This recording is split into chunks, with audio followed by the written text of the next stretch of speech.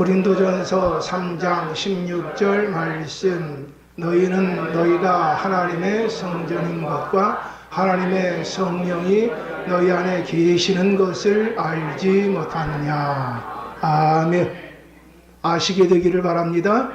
우리가 누구라고요? 우리 안에 누가 계신다고요? 할렐루야. 내가 성전이다, 성전이다. 항상 우리가 그렇게 기억을 하고 사셨으면 좋겠습니다. 태양이 이글거리는 여름 바닷가에 한 미모의 여인이 시원한 바람을 맞으면서 무더위를 식히고 있었습니다. 그때 한 어린 소년이 해수욕을 하기 위해서 수영복을 입고 한 손에는 스마트폰을 들고 해변을 이리저리 왔다 갔다 하는 겁니다. 그러면서 주변을 둘러보던 한 여인이 이 미모의 여인을 발견하고 그에게 가서 이렇게 질문을 했습니다. 혹시 교회 다니세요? 이 여인은 놀랐지만 태연하게 대답을 했어요. 그런데 왜? 소녀는 다시 또 질문을 했어요. 그러면 혹시 교회에서 봉사도 하세요? 그래, 교회에서 봉사도 하는데. 근데 왜? 혹시 그러면 성경도 읽고 기도도 하세요? 그래, 성경도 읽고 기도도 하는데. 그러면 혹시 11조도 하고 감사 헌금도 하세요? 그래, 헌금도 하는데. 그러면 있잖아요, 제가 수영하려고 그러는데 미안하지만 이 스마트폰 좀 맡겨주실래요?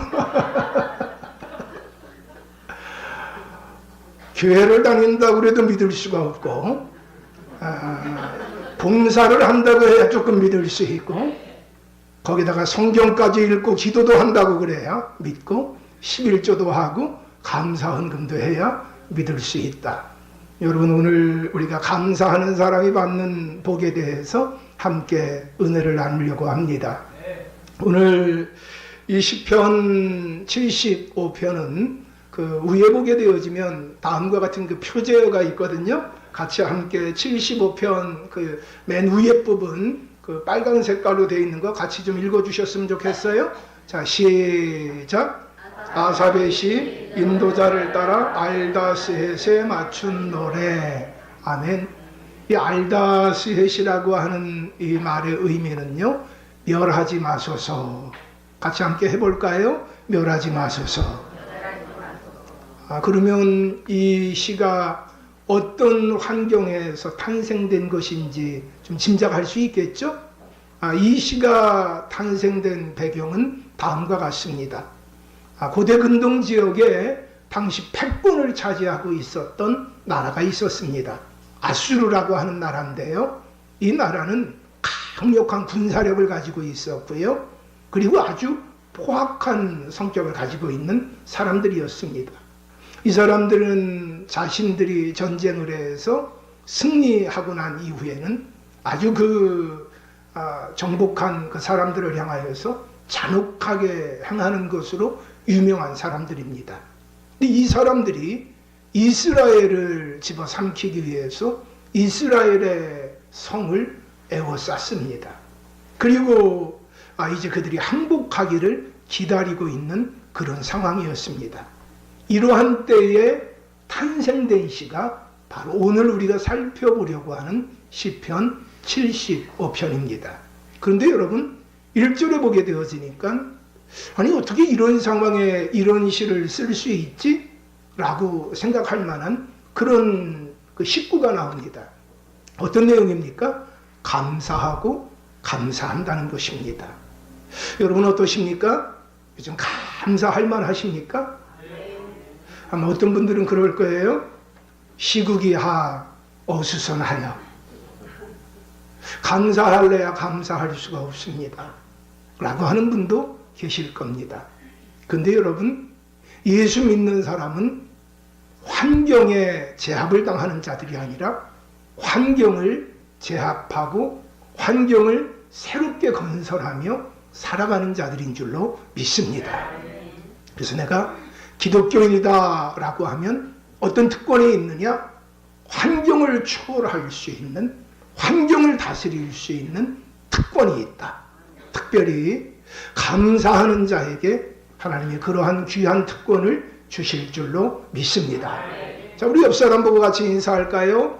당신이 내 곁에 있어 주셔서 너무 감사합니다. 시작. 주의 이름으로 축복을 받으세요. 할렐루야. 꼭 그렇게 되시기를 축복합니다. 자,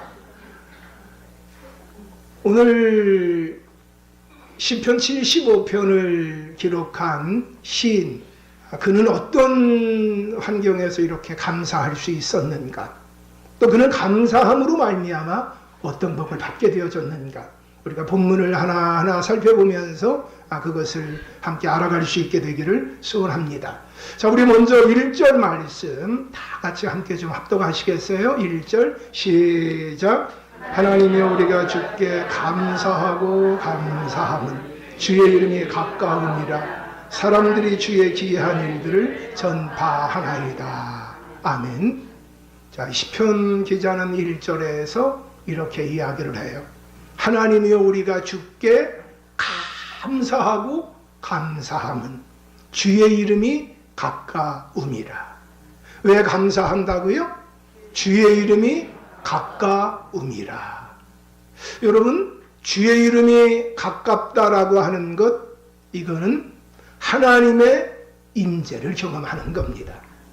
하나님의 임재는 언제 경험할 수 있습니까?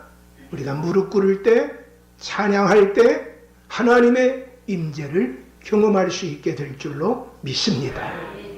여러분, 이 시편 기자는 그 급박한 현실 가운데서 하나님 앞에 나아간 것을 보게 됩니다.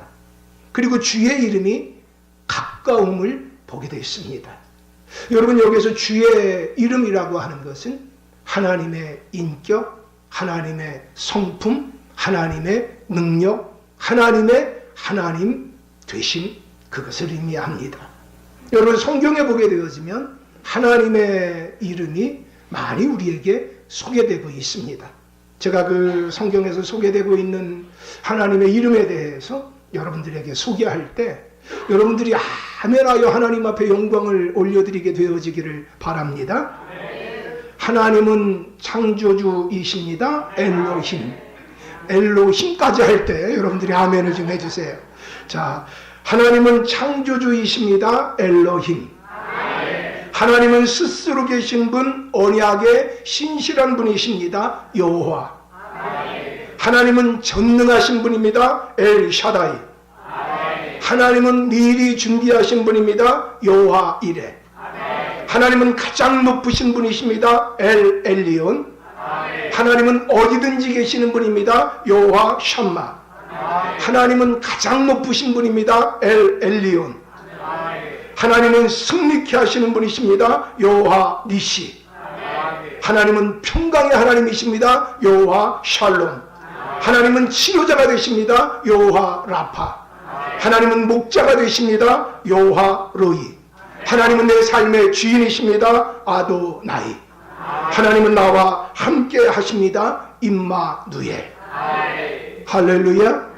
여러분, 이 하나님이 가까우심, 그것을 이 시인은 경험했다는 것입니다. 하나님이 가까우심을 경험했다고 하는 것은 장소적인 의미가 있습니다. 자신이 무릎 꿇고 있는 그곳, 신앙을 표현하고 있는 그곳에 하나님의 하나님 되심이 임재했다는 것입니다. 하나님의 하나님 되신 그 임재를 경험하게 되어질 때 어떤 분들은 그 속이 뜨거워지는 것을 경험하기도 합니다. 어떤 사람은 하나님이 안아주시는 것을 경험하기도 합니다. 어떤 사람은 눈이 환하게 열려지는 것을 경험하기도 하고, 어떤 사람은 귀가 시원해지는 것을 경험하기도 합니다. 어쨌든 하나님의 임재를 초월적으로 경험하는 시간을 이 시인이 갖게 됐습니다. 그리고 마음 가운데 하나님의 임재를 경험하게 되어지니까 감사가 터져나오기 시작하는 겁니다. 여러분, 하나님의 임재를 경험하셨습니까? 하나님의 임재를 경험하게 되어지면 평안이 있습니다. 하나님의 임재를 경험하게 되면 담대함이 있습니다. 하나님의 임재를 경험하게 되어지면 소망이 넘치게 되어집니다. 그리고 승리에 확신이 있게 되는 줄로 믿습니다. 이 사람이 하나님의 임재를 경험하며 하나님 앞에 감사가 터져나옵니다. 감사할 수 없는 환경 가운데 감사가 터져나옵니다. 이스라엘 백성들은요, 근본적으로 감사하기보다 불평하고 불만하고 원망하는데 익숙한 사람들입니다. 여러분 어떠세요? 여러분들은 감사가 익숙하십니까? 아니면 원망과 불평과 불만이 익숙하십니까? 내가 그래봐도요, 목사님, 나 감사 잘하거든요. 근데 여러분, 우리는 감사는 배워야 하는 거고 하나님이 임재해야 가능한 거고, 그리고 세상 사람들 모두가 다 내가 좋을 때 감사가 나오지 어렵고 힘들 때 감사가 나오지 않습니다. 여러분, 감사는 믿음의 언어입니다. 어렵고 힘들 때, 절망스러울 때 감사하는 건 신앙인의 특권입니다. 하나님의 임재를 경험한 자만이 감사할 수 있습니다. 그렇게 감사는 능력이 되기도 하고, 감사는 하나님이 주시는, 하나님을 찾는 자들에게 주시는 복이 되는 줄로 믿습니다. 여러분, 그가 하나님이 가까우신 이것을 경험했다고 하는 것은 또 이런 의미가 있습니다.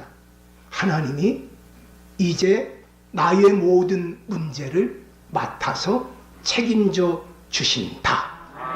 할렐루야. 여러분, 하나님 앞에 나아가 그분 앞에 기도하면, 그분의 임재를 경험하면, 하나님이 만왕의 왕이 되십니다. 하나님이 만주의 주가 되십니다.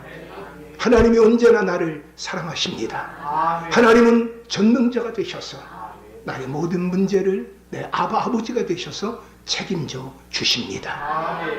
여러분, 그가 하나님의 가까움을 경험했어요. 여러분, 축복합니다.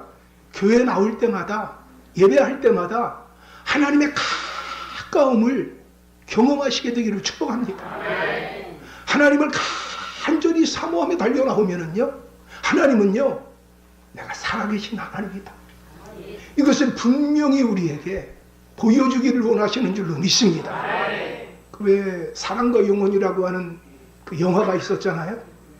근데 거기에서도 이 사람이 간절히 막 그냥 무언가 그 상대에게 내가 그래도 당신과 같이 있다라는 것을 막 알게 해주기 위해서 막 노력하는, 뭐 그런 뭐 동전을 가지고서 막 이렇게 하든가 뭐 좀 그런 장면이 있었잖아요. 여러분, 귀신도 자기가 존재한다는 걸 알려주고 싶어서 그렇게 용을 쓰고 힘을 쓰고 애를 쓰는데, 하나님은요, 우리가 하나님을 만나기를 원하는 것보다 더 하나님이 우리를 만나기를 원하십니다. 근데 하나님이 신사예요. 어떻게 할 때 하나님이 만나 주세요? 사모할 때. 사모할 때. 하나님 인격이세요. 신사세요. 그렇기 때문에 우리의 만물을 열어놓을 때, 내가 사모할 때, 아멘, 주 예수여 나에게 함께해 주옵소서. 내가 사모하오니 이 시간 나에게 역사해 주시옵소서. 여러분, 그때 하나님은 우리 가운데 임재해 주시는 줄로 믿습니다. 여러분, 언제나 하나님 앞에 나가서 하나님의 임재를 경험하게 되기를 축복합니다. 옆 사람한테 한번 물어보세요. 하나님의 임재를 경험하고 사세요? 자, 시작. 지금이 기회입니다. 할렐루야. 예, 지금 이 시간 하나님의 임재를 경험할 수 있게 되기를 축복합니다. 여러분, 하나님의 임재를 경험하며 하나님이 나와 가까이 하신다. 그 인도에 선교를 하고 있는 그 한 선교사님이 그 인도 정부로부터 선교 활동에 대하여서 조사를 받게 되어졌다 그래요. 그 인도 정부에서는 선교사들이 선교 활동을 하는 것에 대하여 제약을 하고, 그리고 선교 활동을 왕성하게 하게 되면 강제 출국을 시킨다고 합니다. 그 지구상에 보게 되면 그런 나라들이 있어요. 그 홍준선 선교사님, 그 짐바브웨에서 지금 사역하고 있는 선교사님도 베트남에서 열심히 사역을 하고 있는데 어느 날 갑자기 강제 출국을 당했습니다. 강제 출국을 당하게 되면요, 짐 쌀 시간도 안 준대요. 발각되자마자 공항으로 그냥 보내버린대. 그러니까 인사할 수도 없어요. 짐도 쌀 수 없어요. 그러니 얼마나 황당하겠어요. 그래서 이 인도 선교사님이 강제 출국을 당할 위기에 놓여지게 되니까 그때 그 상황을 이렇게 표현합니다. 누군가가 내 머리에 권총을 들어 민 것 같다. 얼마나 절박할 때 그럴 거예요. 누군가가 권총을 머리에 들인 것 같대요. 그리고 또 어떤 그 모습인가 하면 검은 부푼 구름이 자신에게 밀려오고, 그리고 또한 커다란 부푼 가운데 자신이 홀로 놓여있는 존재와 같이 그렇게 느껴졌다 그래요. 근데 그런 상황에서 하나님 앞에 나아가서 간절히 기도하기 시작했대요. 주의 이름을 부르면서 간절히 기도하고 있는 그때에 하나님이 자신에게 다가오시는 그 숨결과 다가오시는 그 발걸음을 영적으로 느껴지게 되기 시작했다 그래요. 하나님이 나와 함께 하신다, 이것을 느껴지는 그 순간에 갑자기 마음이 그렇게 무겁고 힘들고, 하나님 제가 지금 여기서 떠나가게 되면 나의 사역지는 어떻게 됩니까? 저 사람들은 어떻게 됩니까? 그렇게 염려하고 걱정하고 근심했는데 평안이 임하기 시작하더래요. 담대함이 임하기 시작하더래요. 소망이 임하기 시작하더래요. 그때 그러면서 하나님의 음성이 들려지더래요. 내일은 내가 한다. 할렐루야. 사랑하는 여러분, 하나님의 교회 와서 하나님의 임재를 경험하지 않고는요, 우리의 마음이 안 바뀝니다.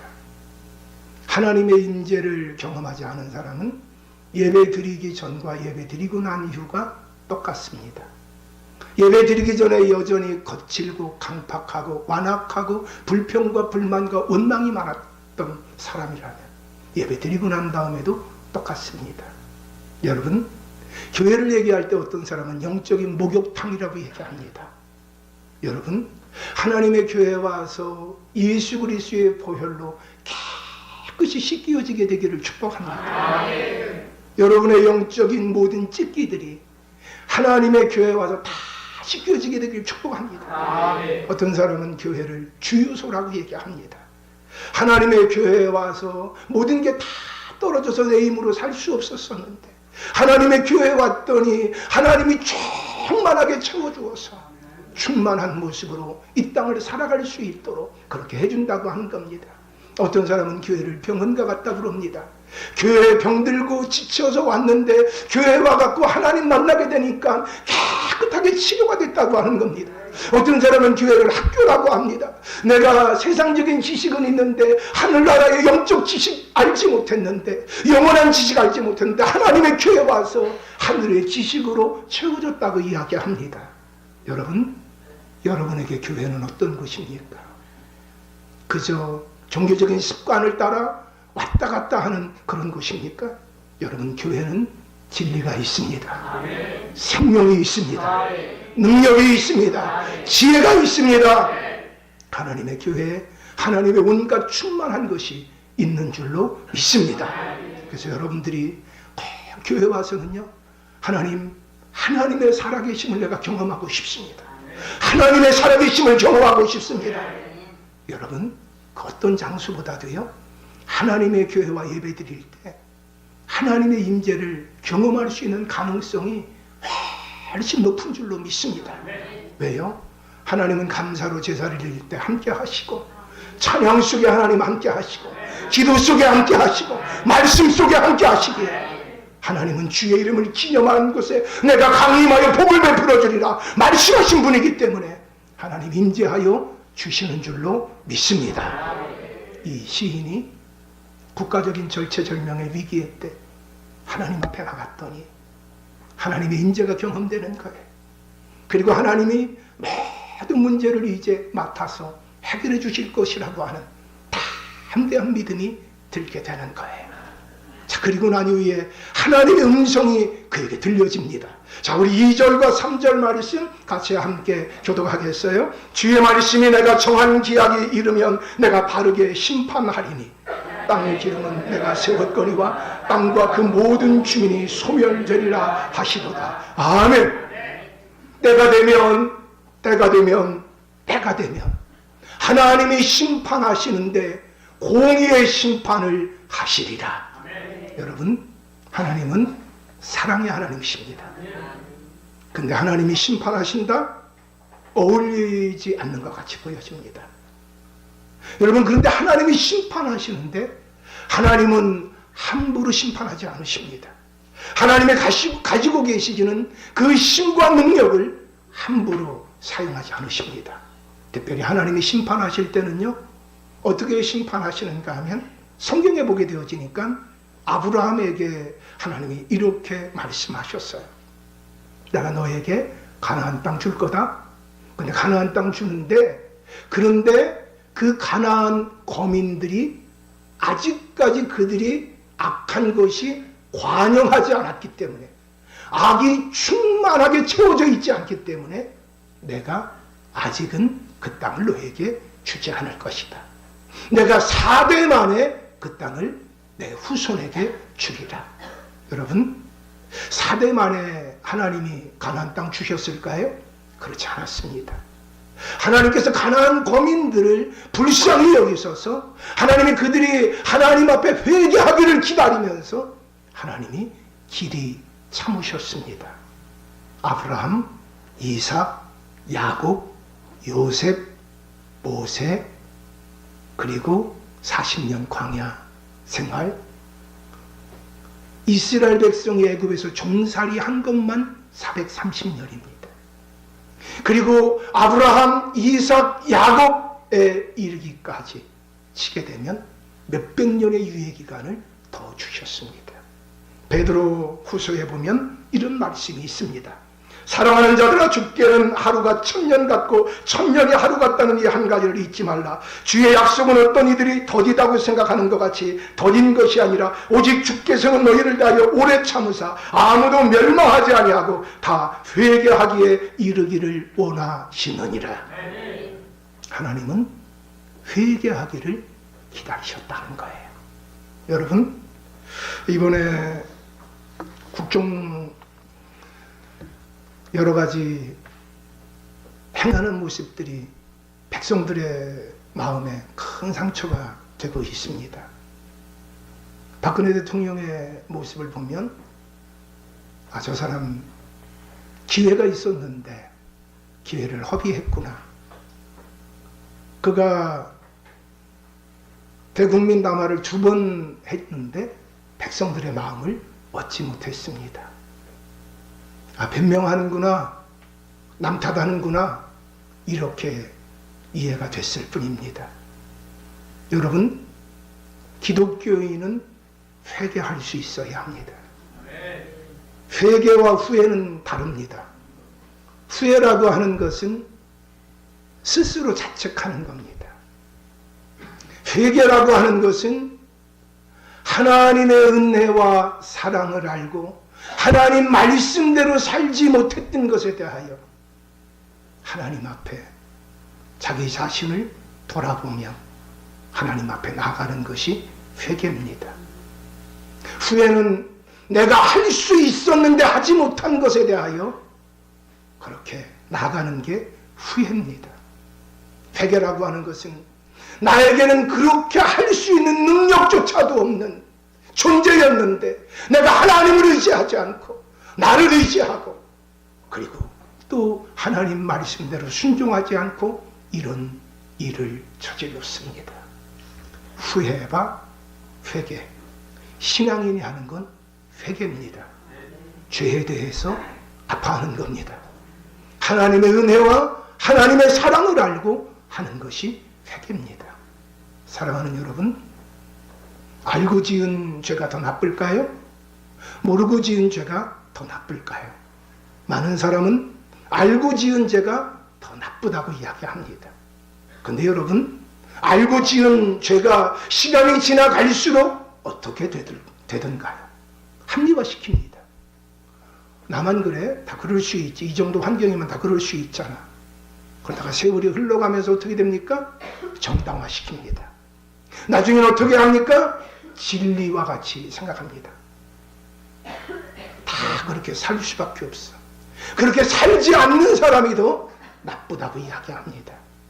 여러분, 제가 군대 생활할 때 제일 안 좋은 욕 가운데 하나가 FM입니다. 저 사람 FM이야. 저 사람 FM이야. 저 사람 빈틈이 없어. 저 사람 분명히 정해놓은 원칙대로만 해. 저 사람 유두리가 없어. 저 사람 사람 같지가 않아. 기계 같아. 여러분, 우리 사회가 바르게 하는 것에 대하여 별로 그렇게 기뻐하지 않습니다. 인정에 의해서, 권력에 의해서 안 되는 것 되게 하는 것, 그게 힘인 줄 압니다. 안 되는 건 안 돼야 됩니다. 되는 건 돼야 됩니다. 그런데 그런 것이 별로 없습니다. 근데 여러분, 하나님께서 때가 참에 일하시는데 공의롭게 일하실 겁니다. 공의롭게 하나님이 하실 겁니다. 세상의 법정은 공의롭지 않습니다. 하나님의 법정은 공의롭습니다. 그렇기 때문에요, 우리가 하나님께서 때가 참에 일하실 거다, 이 말씀에는 어떤 의미가 있느냐? 더 이상 회개할 가능성이 없구나. 회개할 가능성이 없다는 것은 그 마음에 죄에 대해서 화인 맞은 양심인 것을 이야기합니다. 화인 맞은 양심이라고 하는 것은 이미 자신이 죄를 지으면서도 죄인 줄 모른다는 겁니다. 여러분, 하나님은 신사적이에요. 마음을 열어줘야 함께 하십니다.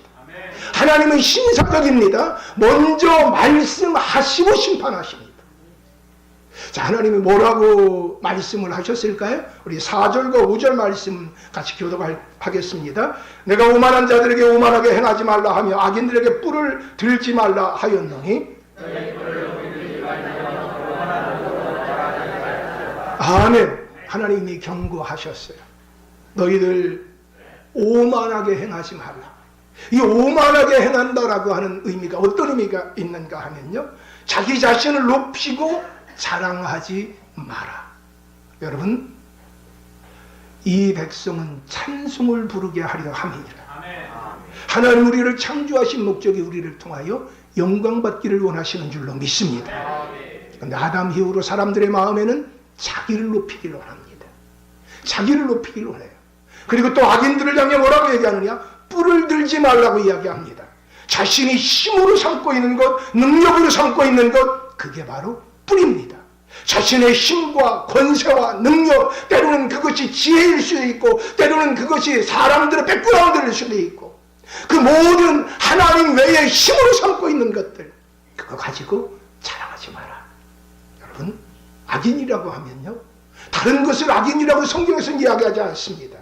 하나님의 말씀대로 순종하는 것, 하나님 뜻대로 살아가는 것 능력이라고 여기지 아니하고, 세상에 가지고 있는 그것을 능력이라고 여기면서 그것 의지하고 문제를 해결하려고 하는 겁니다.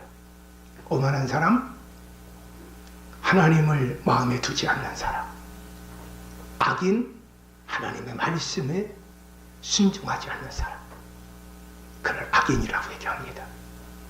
세상에서 오만한 사람, 세상에서 악인, 그 기준과 하나님께서 말씀하신 오만함과 악인은 차이가 있습니다.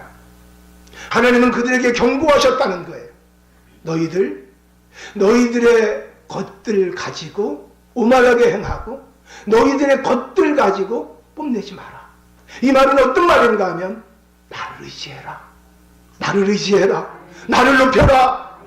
그리고 내 뜻대로 너희들이 가지고 있는 것을 사용해라. 근데 그들은 그렇게 하지 않았다는 거예요. 자신들의 힘과 능력을 가지고 사람들 위해 군림하기 시작합니다. 사람들을 짓밟기 시작합니다. 그리고 사람들을 착취하기 시작합니다. 그러면서도 자신들이 그것이 죄라고 생각하지 않습니다. 그들에게 하나님은 경고하셨다는 거예요. 너희들 오만한 거다. 너희들 악인의 행동들이다. 그러니 그것을 멈추어라 라고 말씀하셨다는 거예요. 자, 여러분, 그 다음에 또 같이 한번 좀 말씀을 더 보셨으면 좋겠는데요. 우리 6절과 7절을 좀 같이 보셨으면 좋겠습니다. 6절, 7절. 자, 시작이 할 필요 없죠. 제가 읽겠습니다. 무릎 높이는 일이 동쪽에서나 서쪽에서 말미암지 아니하며 남쪽에서도 말미암지 아니하고 아멘. 하나님이 어떤 분이라고요? 하나님은 재판장 되셔서 사람을 낮추기도 하고 높이기도 하시는 분이 되신다. 할렐루야. 여러분, 하나님은 이런 분 되시는 줄로 믿습니다. 하나님만이 사람을 높이실 수 있어요. 하나님만이 사람을 낮추실 수 있어요. 그렇기 때문에 내가 높아졌었을 때 내 힘과 내 능력으로 높아졌다고 생각하지 말고, 그리고 그 힘을 가지고서 그 권세 가지고 함부로 사용하지 말고 주신 하나님의 뜻대로 사용해야 된다고 하는 겁니다. 하나님은 많이 준 자에게 많은 것을 찾는 줄로 믿습니다. 자, 여러분, 그 다음 3절 말씀 우리 좀 다 같이 한번 좀 보실까요? 3절 합독합니다. 자, 시작. 땅의 기둥은 내가 세웠거니와 땅과 그 모든 주민이 소멸되리라 하시도다. 아멘. 여러분, 땅의 기둥은 내가 세웠다는 이 말은 하나님은 창조주다. 그리고 땅과 그 모든 주민이 소멸되리라. 여러분, 땅과 그 모든 주민이 소멸되리라. 이 소멸이라고 하는 말은요, 녹아내린다는 거예요. 전 녹아내린다고 하는 이 말씀을 보면서 이런 그 생각을 하게 됐어요. 하나님이 심판할 때 하나님을 믿지 않는 오만한 자와 악인들은 그 하나님의 심판을 바라보며 마음이 녹아내린다. 그것뿐만이 아니라 인간은 인간이 만든 무기를 반드시 쓴다고 그래요. 근데 인간이 핵을 만들었어요. 하나님이 물로 심판하지 않는다라고 말씀하셨는데, 그럼 하나님의 불심판의 예고를 보여주신 것, 그게 바로 소돔과 고모라예요. 그리고 지진이 일어나고 화산이 폭발하면서, 그러면서 그 일어난 일들을 우리가 목도하고 있어요. 그렇다면 인간이 만든 것 가지고 심판이 일어난다면 어떻게 되느냐? 그러니까 핵폭탄으로 말미암아 핵이 터지게 되면 어떻게 된다 그래요? 다 녹아내린다는 거예요. 하나님은 창조하셨는데 인간은 파괴한다는 거예요. 여러분, 하나님의 심판이 있습니다. 인간이 자랑하는 모든 게 다 소멸될 날이 있습니다. 하나님은 높이시는 분, 하나님은 낮추시는 분 되시는 줄로 믿습니다. 하나님은 자신이 미리 말씀하신 그 말씀에 준하여 세상을 심판할 겁니다. 여러분, 어떤 사람은 그 말씀을 듣기도 합니다. 어떤 사람은 듣지 않기도 합니다. 어떤 사람은 그 말씀을 고의적으로 거부하기도 합니다. 성경에 보게 되면 이런 말씀이 있어요. 마태복음 7장에 보니까 나더러 주여 주여 하는 자마다 다 천국에 들어갈 것이 아니요 다만 하늘에 계신 내 아버지의 뜻대로 행하는 자라야 들어가리라. 그날에 많은 사람들이 이르되 주여 주여 우리가 주의 이름으로 선지자 노릇하며 주의 이름으로 귀신을 쫓아내며 주의 이름으로 많은 권능을 행하지 아니하였나이까 하리니 그때 내가 그들에게 밝히 말하되 내가 너희를 도무지 알지 못하니 불법을 행하는 자들아 내게서 떠나가라 하리라. 여러분, 교회 다닌다고 다 구원받는 게 아니라는 거예요. 하나님의 말씀대로 순종할 줄 알아야 구원받는다는 거예요. 여러분, 선지자 노릇하고 오늘날 목사로서의 일들을 하고 전도사로서의 일을 하고 또한 선지자 노릇뿐만 아니라 귀신을 쫓아내고 기도해서 하나님의 많은 능력을 주어서 귀신을 쫓아내기도 하고 질병의 문제를 해결하기도 하고 하늘의 신령한 말씀들을 들어서 예언할 활동을 하기도 하고 많은 일들을 해도 하나님의 말씀에 순종하지 아니하면 불법을 행하는 자다. 여러분, 하나님의 말씀이 우리 안에 충만하게 되기를 축복합니다. 하나님의 말씀을 향한 참 꿀송이보다 더 달다는 그 말씀이 경험되기를 축복합니다. 어떤 장로님이 그래요. 요즘 하나님의 말씀을 읽는 재미에 푹 빠져서 한다 그래요. 여러분 한번 그런 것을 좀 경험할 수 있게 되기를 축복합니다. 하나님의 말씀이 푹 빠져질수록요 말씀이 깨달아지고 믿겨지게 됩니다. 저는 구원의 확신을 얻게 된 게요, 과연 내가 진짜 구원받을 수 있을까? 내 행위를 봐서는 도저히 구원받을 수 없는데, 내가 구원받은 하나님의 사람들을 보게 되어지면 난 구원 못 받은 것 같은데, 그런데 어느 날 영접하는 자고 그 아들의 이름을 믿는 자들에게 하나님의 자녀가 되는 권세를 주셨다고 하는 그 말씀이 믿겨졌어요. 말씀이 믿겨지면서 움직일 수 없는 사실이 된 게 구원의 확신을 얻게 됐어요. 그 다음에 일어난 증상 가운데 하나가요, 말씀이 그렇게 꿀송이같이 달게 돼요. 그래서 그 당시에 현대인 성경이라고 하는 게 나고 공동번역이라는 게 나왔어요. 현대인 성경 공동번역에 너덜너덜해서 몇 권씩 제가 그걸 바꿨던 기억이 있어요. 교회는 나뉘는데 덮어놓고 신앙생활하는 분, 하나님의 말씀이 전혀 사모되지 않고 전혀 마음에 깨달아지지 않는 분, 말씀에 전혀 순종한 마음조차도 없는 분, 여러분 기억하셔야 돼요. 하나님 그들을 향해 얘기하세요. 불법을 행하는 자예요. 여러분 하나님의 심판이 있다는 걸 기억하셨으면 좋겠어요. 하나님 심판이 있어요. 한 번 죽는 건 사람에게 정한 교회 그 위에는 심판이 있다고 그랬는데요, 개인적인 심판만이 아니라 우주적인 종말의 심판이 있습니다. 여러분 지금 이 시인은요, 자신의 힘과 능력으로는 아수르 사람들을 어떻게 감당할 수 없어요. 도간의 등쥐 같은 모습이에요. 근데 그때 하나님 앞에 무릎을 꿇었어요. 근데 하나님 앞에 무릎을 꿇었는데 하늘이 열려지면서 하나님의 임재가 경험되는 거예요. 그러면서 마음에 두려움이 떠나가고 염려가 떠나가고 걱정이 떠나가고 근심이 떠나가고 그 마음에 평안이 오는 거예요. 담대함이 오는 거예요. 그래서 감사가 터져나가는 거예요. 그래서 하나님이 이제 일하시겠구나. 그때 하나님의 음성이 들리는 거예요. 때가 이름에 내가 공의의 심판을 하리라. 나는 창조주다. 그러게 나는 심판할 수 있는 자격이 있는 자다. 나는 심판하되 어떻게 심판하느냐? 내가 너에게 들려준 말대로 심판할 것이다.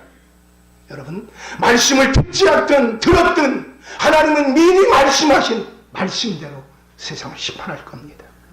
여러분 다른 사람 어찌하든지 말씀 붙잡고 달려가게 되기를 축복합니다. 저희 아들내미가 아르바이트를 그렇게 좋아해요. 그런데 한 번은 그 노가대 하는데 이렇게 아르바이트를 갔어요. 그래서 뭐 아파트 이렇게 한 동 막 청소 다 하는 거 막 이런 거를 했어요.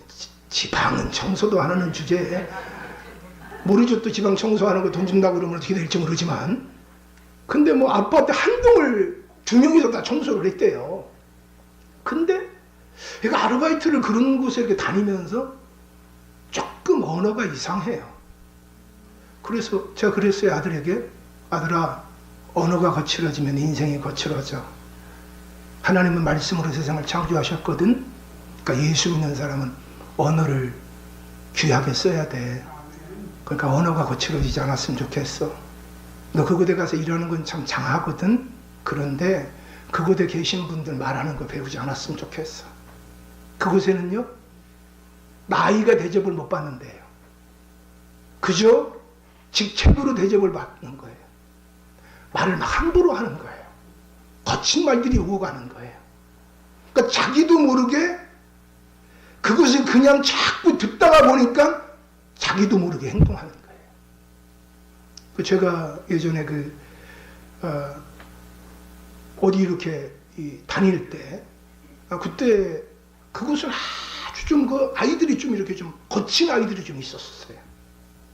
근데 싸울 때 보니까 그냥 맨손으로 안 싸우는 거예요. 막 들고 막 싸우고 막 그러는 거예요. 그런데 제가 저희 형이 저보다 이제 키가 작았어요. 근데 형이잖아. 근데 저희 집은 굉장히 그 상하가 아주 엄격해요. 그래서 우리 뭐 군대에서 보게 되면 뭐 그 상급자에게 이렇게 대들고 뭐 이렇게 하면은 그 하극상이라고 하거든요. 하극상이 아주 커요. 그러니까 제가 아무리 힘이 좋아도 저희 형한테 어떻게 해볼 수가 없어요. 그런데 제가 막 그런 것을 이렇게 막 보다가 보니까는요, 저도 모르게 형하고 싸우는데 의자를 들더라고. 제가 깜짝 놀랐어요. 저 형도 깜짝 놀라고요. 물론 의자든 효과가 있어서 그 다음부터 저를 괴롭히진 않았지만, 근데 사람이요, 자기도 모르게 배워요. 여러분, 우리 안에 말씀이 들어와 있지 않으면, 우리 안에 세상 것만 충만해지면, 너희는 이 세대를 본받지 말고 오직 마음을 새롭게 함으로 변화를 받아 하나님의 선하시고 온전하신 뜻이 무엇인지 분별하도록 하라 그랬는데, 말씀이 내 안에 안 들어와 있으면 엉뚱한 일만 해요. 말씀이 내 안에 안 들어와 있으면 죄가 죄인 줄 몰라요. 하나님은 심판하세요. 하나님은 말씀 안에서 심판하세요. 하나님을 믿는 자든 믿지 않는 자든 말씀 안에서 심판하세요. 할렐루야. 자기 힘을 가지고 군림하고 자기 뜻대로 자기를 높여가며 행한 것에 대하여 하나님은 분노하세요. 자, 우리 그 다음 같이 한번 말씀 보셨으면 좋겠네요. 8절 말씀 우리 좀 다 같이 함께 합독하셨으면 좋겠어요. 8절 시작. 속에 섞은 것이 가득한 그 잔을 하나님이 쏟아내시나니 실로 그 찌꺼기까지도 땅의 모든 악인이 기울여 마시리로다. 아멘. 여러분, 여호와의 손에 잔이 있는데 뭐가 있다고요? 찌꺼기가 아니라 거품이 먼저 있잖아요. 왜 거품이 생길까요? 주로 성경에서 이야기할 때 그 잔 얘기할 때는요, 소주가 아니에요. 맥주도 아니에요. 거품이 있다고 그러니까 일부 예배는 누가 그러더라고요. 맥주인가 봐요. 네, 맥주 아니에요. 포도주인데 이게 거품이 있어요. 왜 거품이 있는 거죠?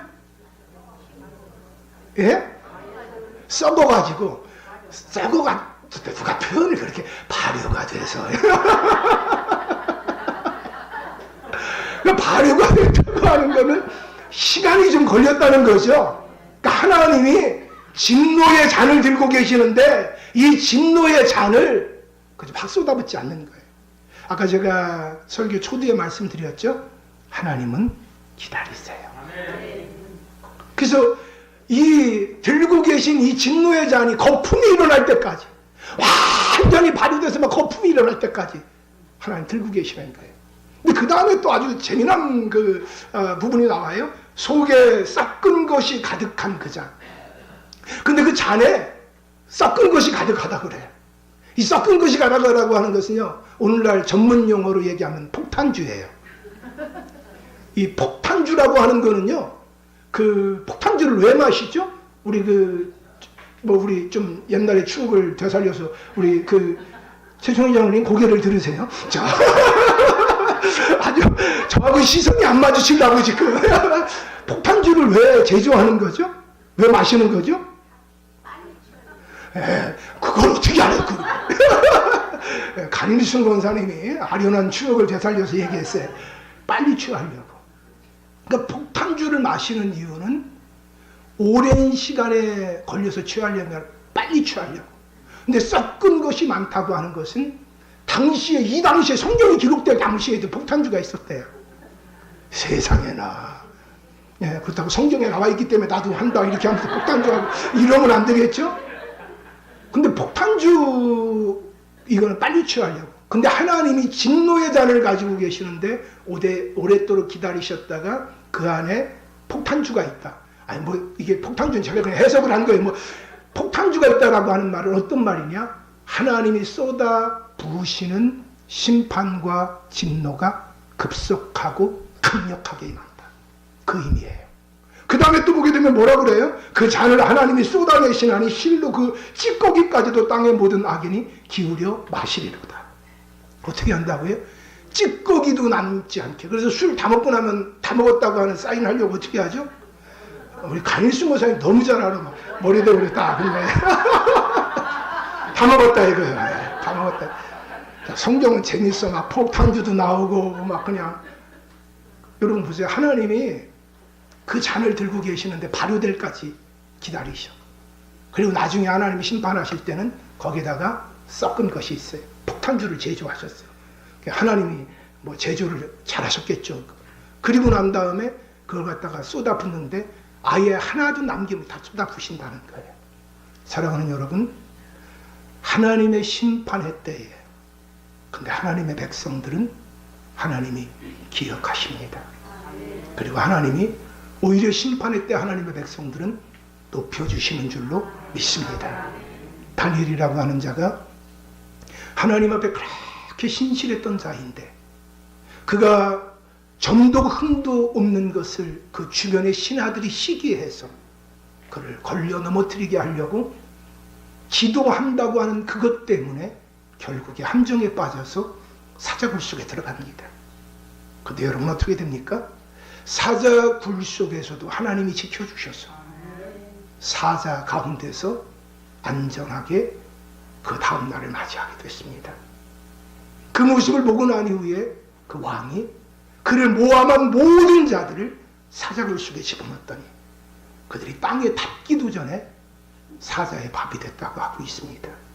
여러분, 믿음으로 살아가게 되면 반드시 하나님이 그들을 기억하시고 복에 복을 더하실 줄로 믿습니다. 소멸될 것, 썩어질 것, 세상 풍조에 취하여 같이 행하는 자가 아니라 하나님의 말씀을 부여잡고 남들은 미련하고 어리석어 보인다 할지라도 그 말씀의 법도 가운데 나아가다가 보면 하나님은 반드시 선한 끝만 있는 것이 아니라 믿음의 끝이 있어서 갚아주실 줄로 믿습니다. 박근혜 대통령의 이 모습을 보면서 심판이 있다, 심판이 있다, 심판이 있다, 이것을 우리 국민들이 좀 깨달았으면 좋겠습니다. 하나님이 주시는 힘 가지고 함부로 사용하면 안 되겠구나. 하나님이 주신 힘 가지고 바르게 사용해야 되겠구나. 심판의 때가 있다. 여러분, 그것만 생각해도 우리가 잃어버리는 것만이 아니라 이 시대를 통하여 좋은 것을 배울 수 있게 될 줄로 믿습니다. 제가 보니까 여야 정치인들요, 참 믿을 사람들이 안 되더라고요. 말만 잘해, 말만 잘해. 근데 눈치만 얼마나 그렇게 보시는지 눈치만 봐요. 바르게 행하려고 하는 마음들이 별로 없어 보여요. 여러분, 이러한 때에 하나님 온전히 바라봅시다.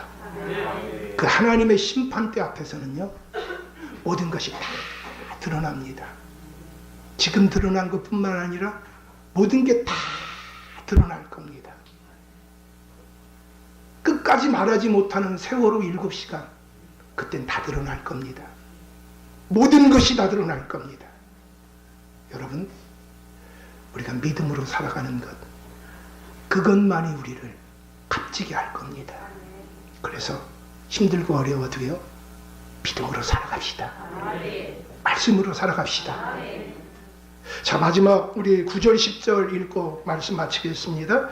9절 제가 읽습니다. 나는 야곱의 하나님을 영원히 선포하며 찬양하며. 아멘. 같이 기도하겠습니다. 오늘 하나님 앞에 귀한 시간을 드리고 예물을 드리고 몸을 드리고 재능을 드린 우리 귀한 교우들을 기억하여 주셔서 이 땅 살아갈 때 믿음으로 살게 하여 주셔서 믿음의 역사를 보게 하여 주시고 사랑으로 수고하게 하시고 소망 중에 인내하며 달려가게 하여 주시옵소서.